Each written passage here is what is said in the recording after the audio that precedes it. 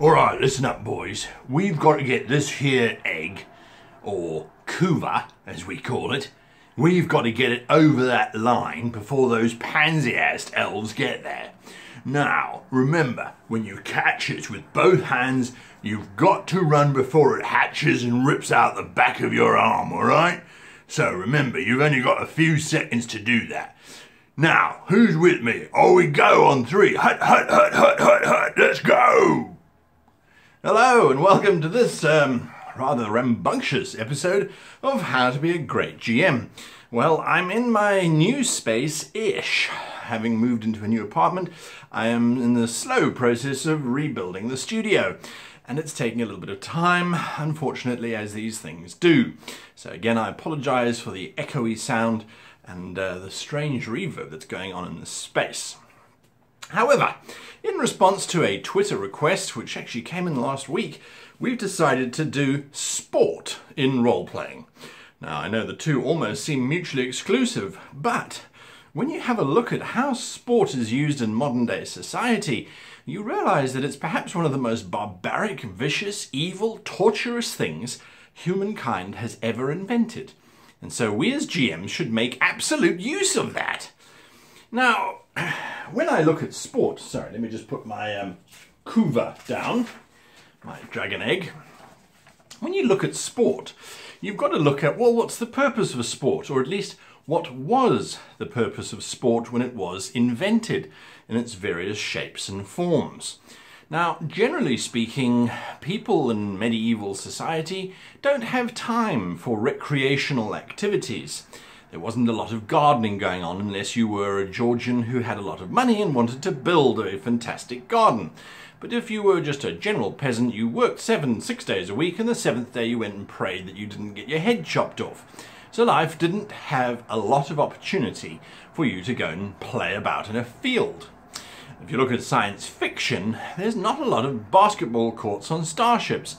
Well, maybe there's one or two, and if you're lucky and you're in Star Trek, then you've got entire holodecks to go and play on. But even those come with problems. And again, there's that sense of duty. You don't really have much time off because, well, you're hoping that your ship doesn't blow up. So when you look at the reasons behind sport, originally, they were a distraction. The Roman emperors often used to throw games and hold sporting events to distract the populace from what was happening elsewhere within the capital, or actually within the capital. Whilst the emperors were busy moving and shaking and changing the world around them, the people of Rome sat blissfully unaware watching gladiators cut the head off Romans. Christians, not Romans. Well, Romans too, actually, if they were prisoners, or if they'd just been bad Romans, or if they'd volunteered, you know, how they normally do to volunteer to have your head cut off. They could be used for a proving style of system. The Native American Indians used to play a game of almost lacrosse-style sport with a bladder, a ball, and almost like baskets that they'd throw around to one another. And it was a proving of capacity, strength, virility, agility, cunning, all of those kind of things. So it was used as a proving ground. It could be used for pure entertainment, so there is that factor. There are times where people will throw two poor innocent slaves into a pit and say, fight to the death, because that's fun. Well, we do the same thing to this very day. We just don't go to the death necessarily. We just go to lots of blood and however much your credit card can pay for pay-per-view. Nowadays, we have sport for celebrity. We often have sporting events and sporting matches and things that people watch really because of the people, not necessarily because of the sport. And that's simply the culture of today. Celebrity worship means that we want to see our favourite heroes always running around on the field. Advertising, another one. Now, a friend of mine recently told me, actually, that the gladiators, before a fight in the Circus Maximus, would strut around with billboards on them, as you would see people sometimes at traffic lights or in shopping malls and that sort of thing, advertising the services of Lavinius, the sausage maker, or perhaps Claudia, the finest supplier of sandals this side of the Tigris. So, advertising was a major point about sporting matches, and apparently it seems have been since the beginning of the year dot, because you've got a whole bunch of people sitting around watching what's happening on that field. So if you can turn that field into a giant advert, well, fantastic. Next is they were used for sacred or ritual purposes. So what was originally a bunch of druids marking out little holes in the earth where they're going to put these giant monoliths, and then accidentally rolling a pebble or a stone into it and then deciding to hit the stone with a stick from here all the way over there to see who could get it. It started out as a ritual or as a sacred act, which over time got perverted, the gods got forgotten, the sacred act got reduced down to just something that was actually rather fun to do, and bingo, you have sport. And then finally, and this one is where a lot of our games came from, is tension release. So after you've successfully completed a major battle and you've got the corpses of your enemies lying around you, what do? Well, naturally, you cut their heads off and use them as a ball, and then ride around on your horses using your lances or spears to stab the head and then flick it between two goalposts. That sounds like a fantastic idea. At least certainly that's what the Crusaders used to do. Or alternatively, you have the corpses of your enemies lying all over your starship. Well, why don't you fire them out of the nearest airlock and see if you can hit that target buoy over there?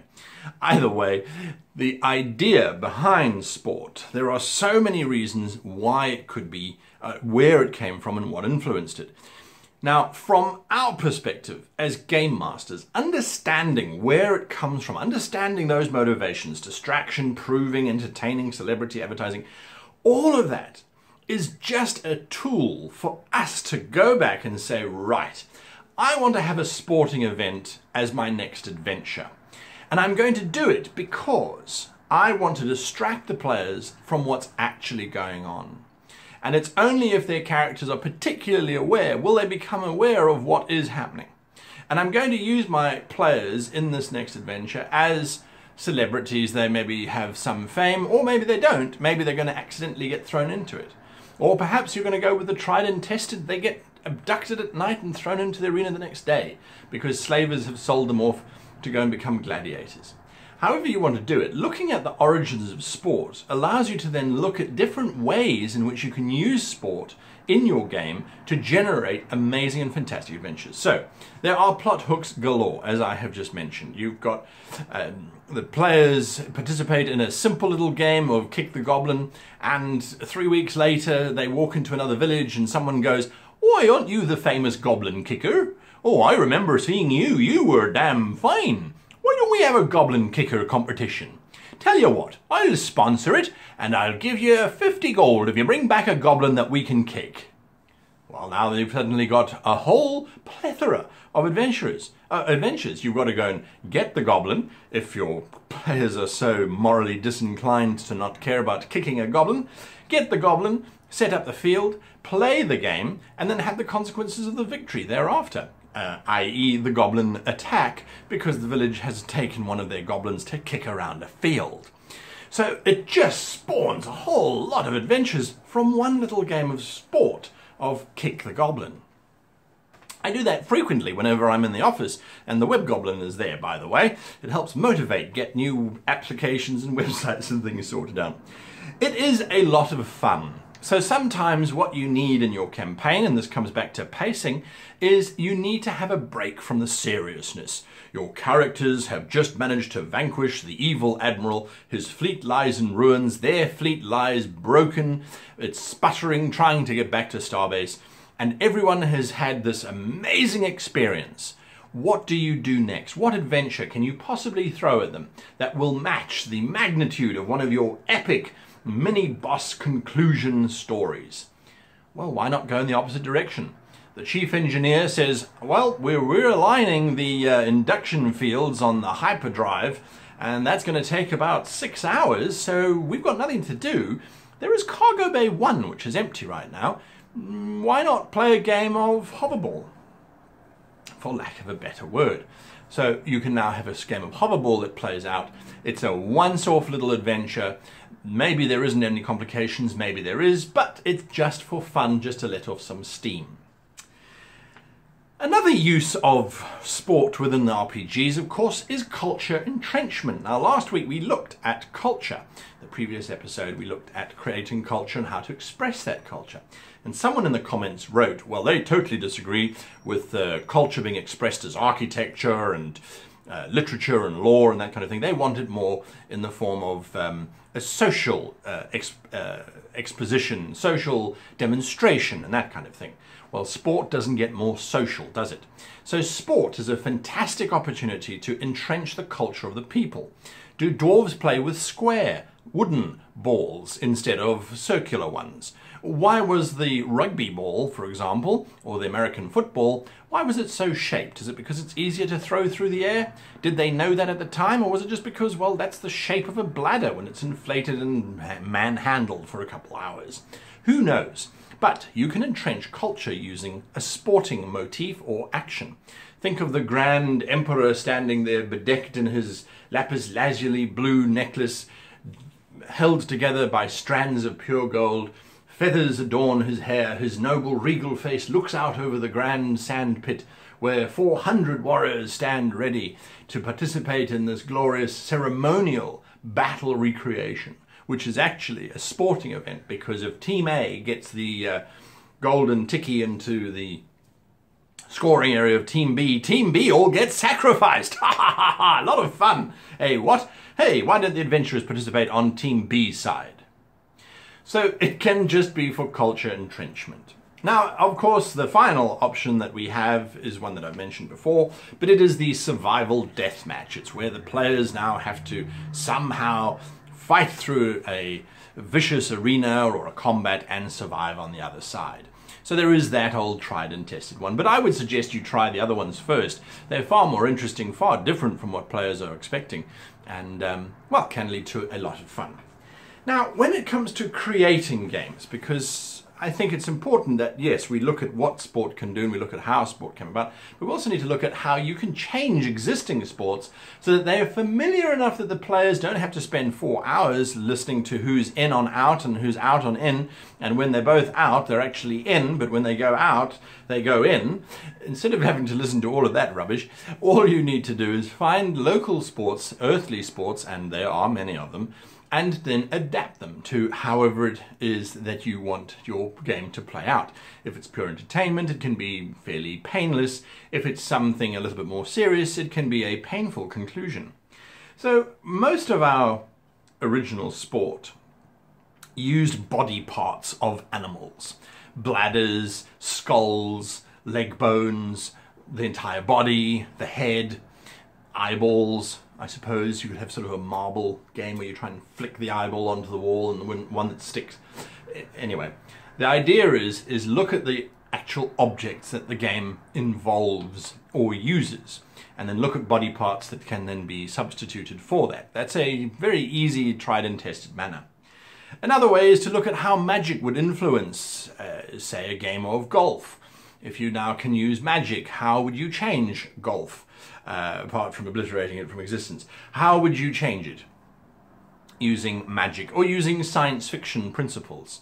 So you can look at that. How does it twist it? How does it distort it? Is the ball actually a magic missile that you hit with a magical device which is created out of a certain alloy which may need to be stolen by the players?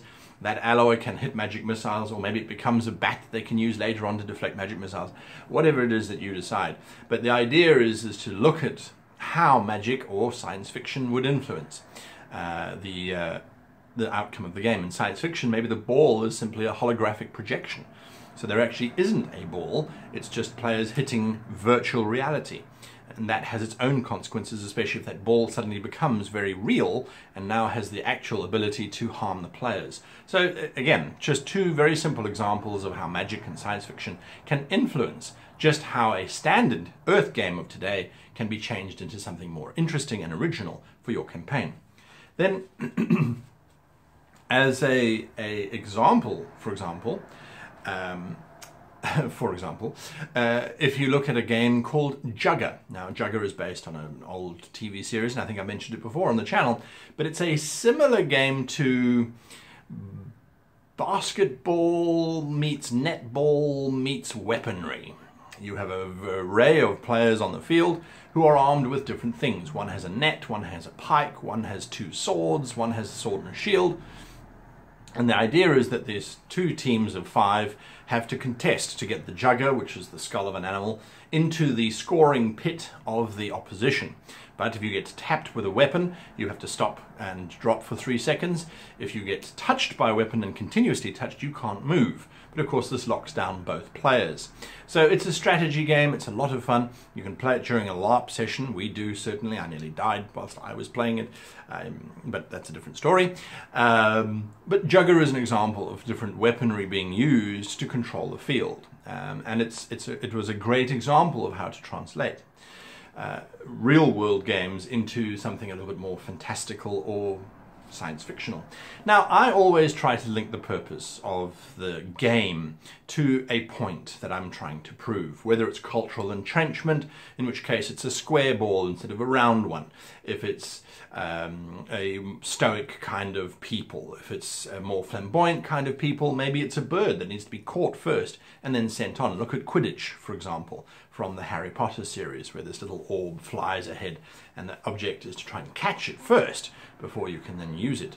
So I always try and link the ultimate outcome or the type of game to the situation being played. Now, something that's important to bear in mind in all of this now is, how do we actually realize a game or a sport within the video? Listen to me, I'm talking nonsense. Sorry. How do we realize the mechanics of a game playing out in a role-playing system? Because ultimately we have to be cognizant of the fact that if you're LARPing, that's a different story. That's physical participation. But if you're actually playing a game within a game, gameception, right? If you're actually playing a game within a game, you have to look at how do your mechanics influence that game. And for me, something that I will never ever do is I will never reduce a game down to a single role.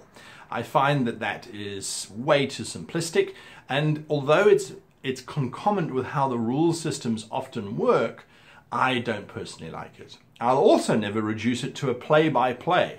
Roll to catch the ball, roll to jump over your opponent, roll to put the ball on the other side of the line. I'll never break it down into a minutiae of millions of rolls to try and simulate one game. For me, that doesn't work either. You'll end up spending 4 days playing out one game of Touch the Goblin. No, that's a different show. I think it was on 3 weeks ago. So the idea is to find a balance. And for me, with something like this, where there is no necessary prescripted rule on how to run a game of pass the Kuva, I try to use skills that the players don't normally use, or at least skills that one might not necessarily associate with it. So whether it's a game of chess or a gambling game, whether it is a running, touching, striking type of combative game, I will always try and incorporate a physical aspect, a mental aspect, and then some kind of spiritual aspect, because for me, those three combined embrace the essence of the game. So if we've got players playing Kuva, which is now what it's called, if they're playing Kuva and the objective is to get this particular griffin egg, for example, across a line before it hatches and rips your arm off to feed on, that starts to create a series of interesting ideas where you go, right, physically they've got to be agile and nimble to dodge out of the way of their opponents. So there's a physical role. Intellectually, they've got to tactically work out how to weave between one point and the next point and the next point. And then spiritually or emotionally, they have to have presence of mind when this thing starts shaking that it's about to start hatching. So there's an intuition or an empathy kind of role, or an animal handle check, or whatever the system is that you're using.